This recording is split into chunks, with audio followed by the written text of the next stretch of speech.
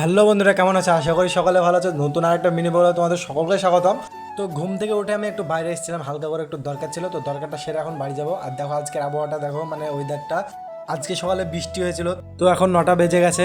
তো brush trash করার পর গরিবের আয়নাতে দেখতে এলাম নিজের চেহারাটা, তো কেমন লাগছে আমাকে দেখতে। দেখো আমার যেহেতু কোনো কাজ নেই, তো খাওয়া দাওয়া করার পর আবার শুয়ে পড়লাম, হালকা করে একটু রেস্ট নিলাম, কারণ ফোন দেখবো এখন, তো তখন ভিডিওটা আপনাকেই।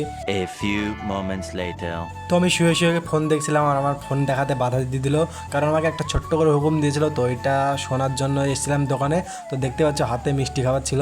তো চলো এটা নিয়ে বাড়ি যাই। আর দেখো আমাদের বাড়ির সামনে সুইমিং পুল হয়ে গেছে, তোমরা যদি চাও স্নান করতে পারো তো চলে আসো আমাদের বাড়ি।